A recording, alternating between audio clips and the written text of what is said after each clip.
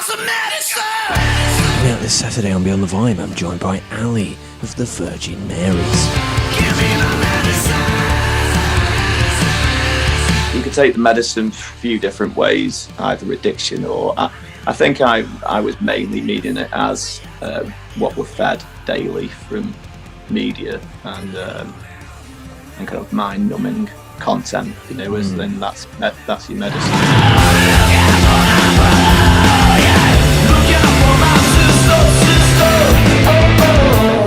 In the earlier days when we played with Slash, and to see how he championed bands and, you know, wore the t-shirt, put Bang Bang Bang on like a compilation CD of his favourite songs in classic rock, that's always going to be a highlight, creating that piece of art that will always live on.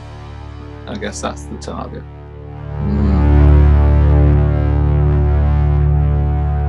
How did the tour go with Ricky? Go well? It was, yeah, really good. It worked out like it. Well, hang on, sorry, mate. It was our first support tour for a really long time, so it was a pleasure to be back doing that. It's actually quite nice being the support band.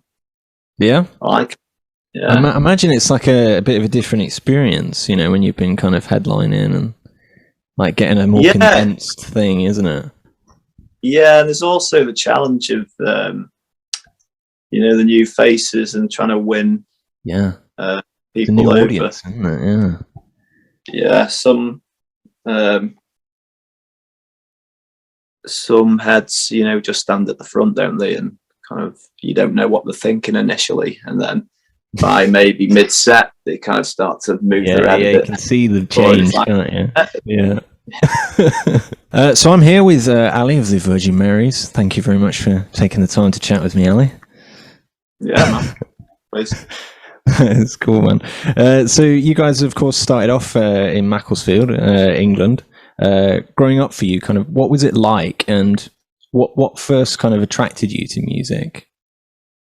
Well, my dad is a huge music fan, so it wasn't really a choice. It was there was always music in the house, and the Beatles, I can remember being played to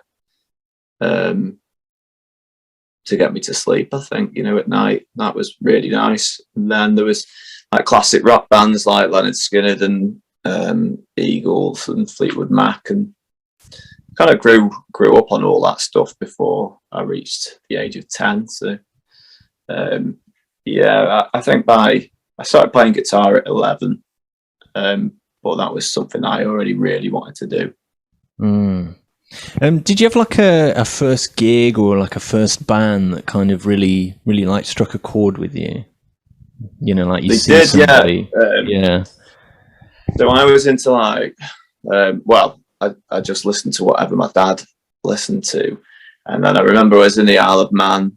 I've got a lot of family in the Isle of Man, and it was the time of the Freddie Mercury tribute concert, and Def Leppard came on, and I remember being a kid and just being amazed by it. Just seemed so exciting, like all the guitar and the drums and stage production, and they kind of won me over as they became like the first band that I would buy their catalogue of, you know, as a kid. And it was the first gig that I went to was I think they played the Don Valley Stadium in Sheffield.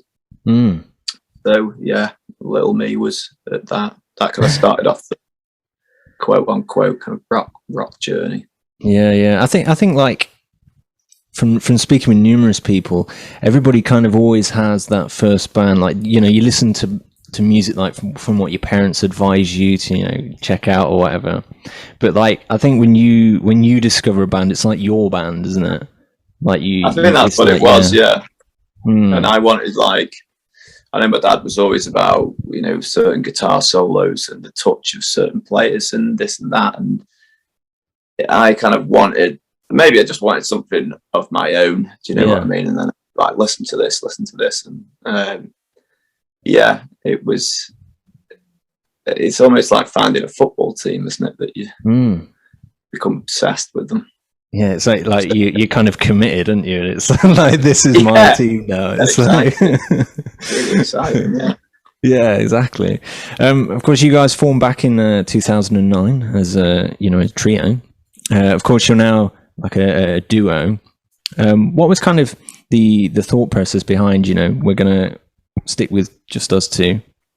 We're going to go down this way. I mean, when me and Dan have been playing for years and years together, when in 2009 we had Matt Rose as the bass player, and we went through so much, touring America, releasing the 2 albums, and when Matt left late 2016, we kind of didn't really know what we wanted to do, and we I think first and foremost we just wanted to keep creating music. So I started playing bass guitar on the record, and then we got a good friend of ours called Ross Massey, who's an amazing bass player also, to session bass with us, and we were doing that for a while.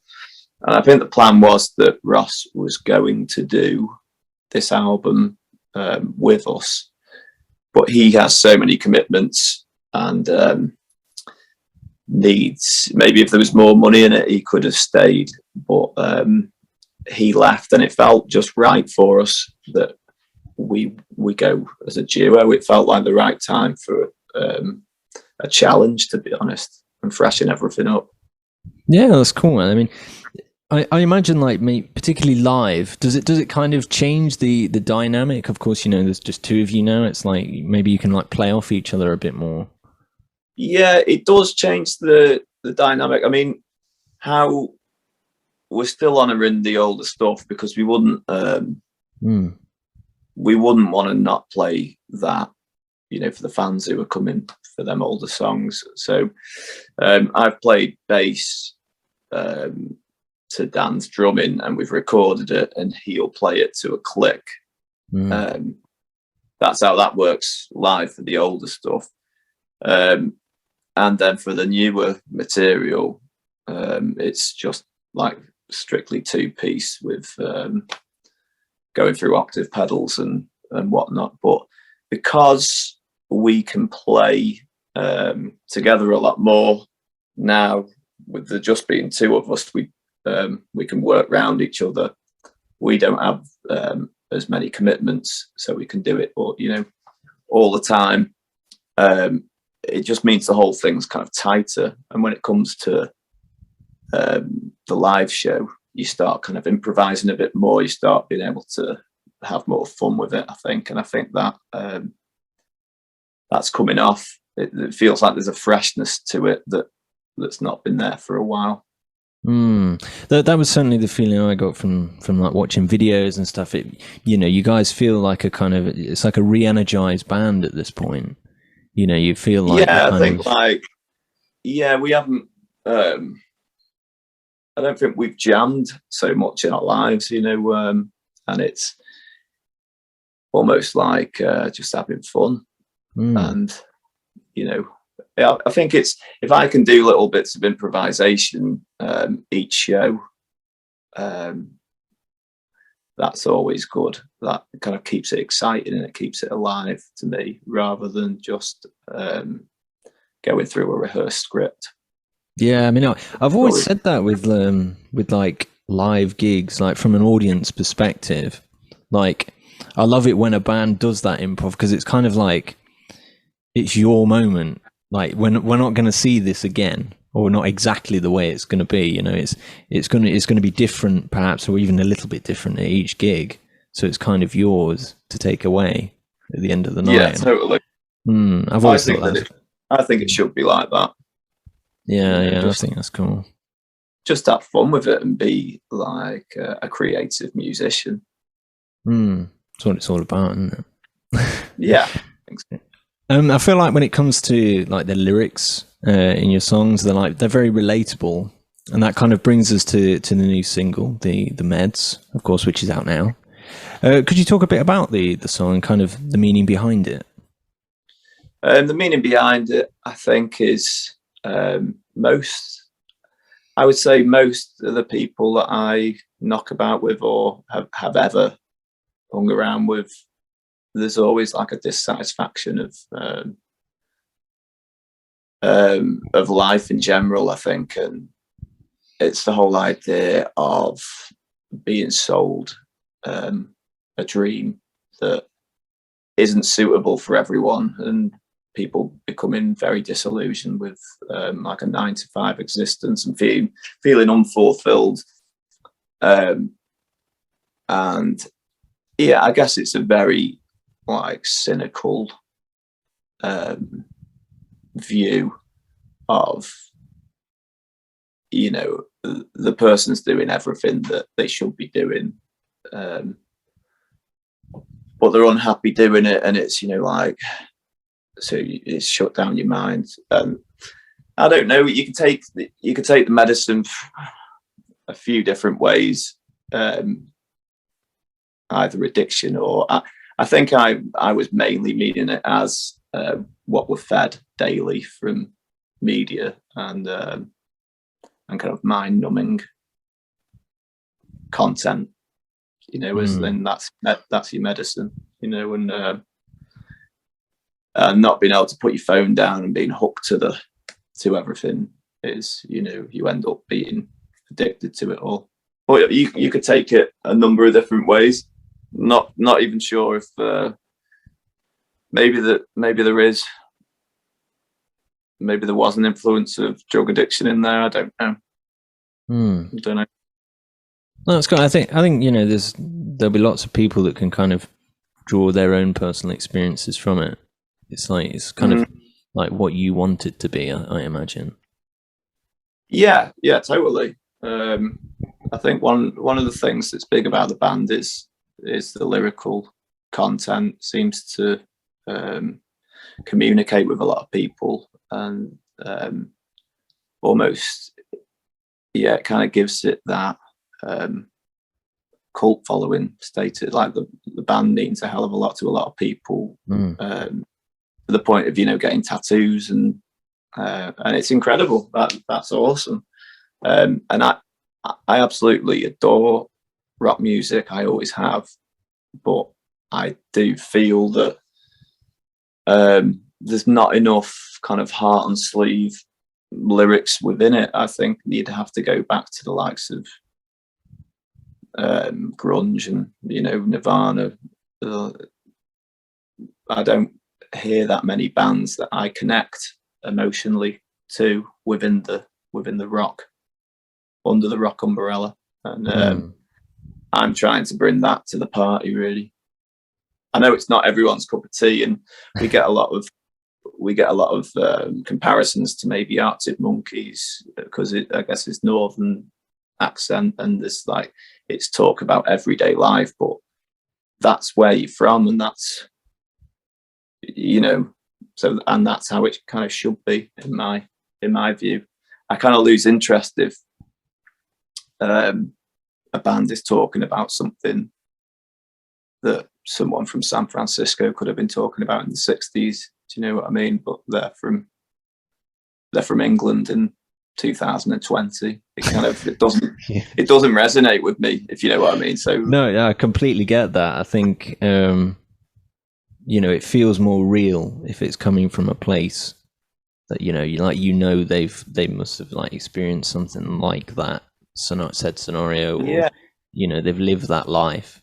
As you said, like if they, I don't know, a band from like Manchester and they're talking about New York or whatever, it's kind of a bit like yeah, totally. And you know, it can be good, it can also be bad, but I mean, go one or two ways, can't it? Yeah. It can go one or two ways, but I just think that there's more depth there if it's real, and sooner or later I think you get tripped up if you're not authentic.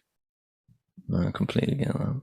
Are there any plans going forward for like a full album or an EP maybe? Yeah, totally. We've the there's a few that have already recorded. Second one's coming back from being mastered. We've been producing ourselves, so it's pretty much as and when the touring stops. I know we're going to Sweden next week to do a couple of weeks there. But yeah, it's just kind of fitting it all in. We work independently, so it's not like there's a plan of, you know, when you boys come off the tour, then you'll head into the studio with this guy, and then they'll look after. We're kind of doing everything, so it takes quite a bit of time, and then we don't want to just put out stuff that's. We've kind of made a conscious effort this time to spend more time doing the videos and making it and getting the idea right, so it communicates fully. So stuff just takes a bit longer, but yeah, as soon as humanly possible, we will have that album out. That's cool. But I mean, like, we're doing like about 7 with this Ricky Warwick tour. 7 songs out of the 12 were new songs, so they're all being played live. But yeah, it's just about getting them done in the studio. You were saying obviously you all do it yourself now.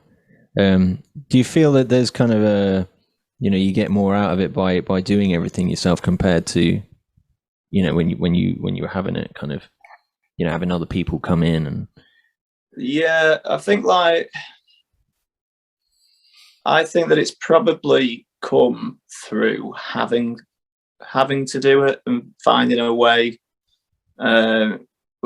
Back in, when would it be, 2000, maybe the start of 2017, we were let go from a label in New York who got bought out by a bigger label, and they dropped a lot of the bands, and we were one of them.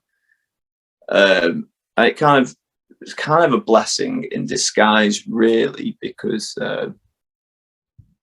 we would have got lost, I think, within the huge company that bought Wind Up Records, it was in New York. And it was probably the time to do something new. We kind of chose not to go down the label route again because we didn't have hardly any control over what came out, when it came out. It just felt right to start just releasing music, you know, as soon as we possibly could. So we did that Sitting Ducks EP same year, then we got out the album the following year. And it's taken a bit of time to learn how to record in a way that doesn't sound too DIY, you know, that can still stand up to the previous records. But it just saves money, it saves time, and it just means that we can keep releasing music. And I think you can sometimes get lost on your way being a band and forget that that's really why you're doing it. You know, you should be writing and releasing music. Has there been like anything from like your previous releases that you've kind of retained when you're working on the new material? Anything that you thought, oh, you know, we're definitely going to like apply this or go down this road again? Yeah, we tried. I think we're still trying to find what works best for us, but we tried different techniques that we picked up through the years. Really, I think it's always going to come down to the vibe and the performance over sonic brilliance. So, I mean, it's great to learn all these techniques and make the bass drum sound, you know, the best that it possibly can, and the punchy. But really, it comes down to how the band plays and the quality of the song. And I think that's the way that it always will be. It's easy to forget, really, when you get lost in the black hole of like mixing and production, which I've actually come to love. But yeah, it should always come back to the song at the end of the day. And I mean, like the old kind of Ramones albums are just brilliant for what they are, aren't they? But they're not going to win. You don't stand it side by side against Dark Side of the Moon, say, of a similar time. And they're beautiful for different reasons, aren't they, I guess?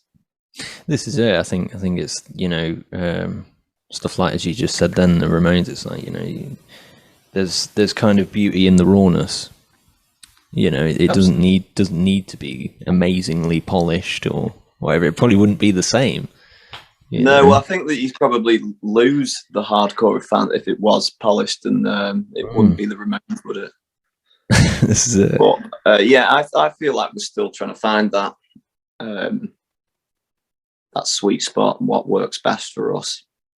You've toured with like a wide variety of musicians over the years, from the likes of Slash, Queens of the Stone Age, Shinedown.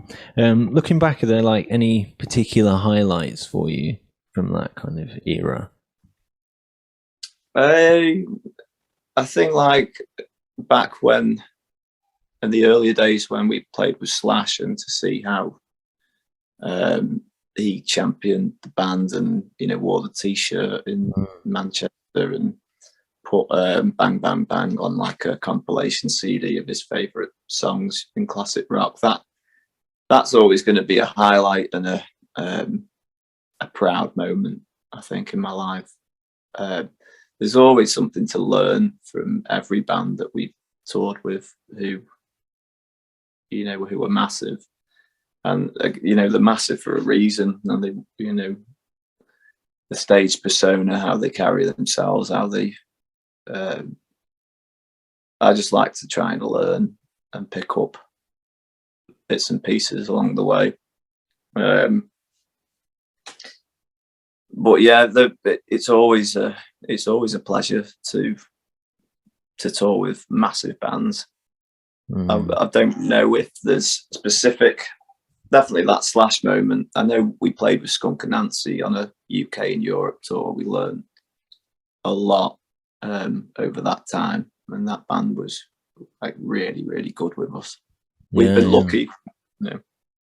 Yeah, I imagine, like, particularly with crowds that, you know, the crowds they're going to pull in, all of these bands, you know, just going out to such a huge, vast amount of people. I mean, from my perspective, I mean, I'm not a musician, so it's like I think of that and I'm like, I don't know whether I could be dealing with that, man. But I imagine for like a musician, it's kind of the dream, you know, getting something like that. Yeah, totally. I know I've kind of wrestled with depression, anxiety for most of my life, and the anxiety before going onto the stage can be pretty gruesome sometimes. But that kind of is why you're there, isn't it? To entertain people. But I think that it's a performance, isn't it? I think when you've practiced so much and you know what you're doing, then you just fall back on that, and that kind of anxiety becomes kind of adrenaline, and you can use it, I think. That's the thing, isn't it? I just had a text on the phone that came through, mate. It's all right. It's cool. Going forward, do you have any kind of goals or milestones to look to over the next few years? I just want to write the best music possible, and write the best album that I have in me. I would love to work with other bands at some point in maybe a production role, and help them out. I would love to do that, but yeah, until I've kind of exhausted myself writing and, you know, creating, that's probably, I won't have time to do that, I don't think. But yeah, just write the best album that's ever been written. That's always been the just a low bar there. Just going with the best thing that's ever been written. No. No, we're like kind of Dark Side of the Moon blew my mind when I was, 15, 16. And that's always kind of been a target of it. It's just a beautiful piece of music. It collectively works together, and the whole package is brilliant. Our music's not like that in the slightest, but just creating that piece of art that will always live on. I guess that's the target. It's a high bar, but it's you got to aim It's high. a high bar. I think you've got to aim high. Even if you get kind of halfway, you'll still get something that's incredible. I think. Yeah, I think that's the way, isn't it? There's a saying, isn't there? Like, I can't even remember what it is. Like, reach for the moon, and even if you fail, you get to the stars. Or exactly, some bullshit. Around that. There's some kind of amazing saying in there somewhere. There's some saying. I don't know what it is. Yeah, but there is one. Yeah. Finally, a question I always kind of like to finish on.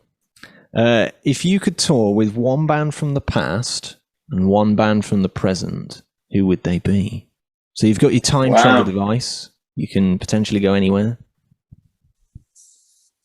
Wow, I don't know. Everybody struggles with this question. They're like, "Oh my god." I'd love to say the Beatles, because I just love to meet them.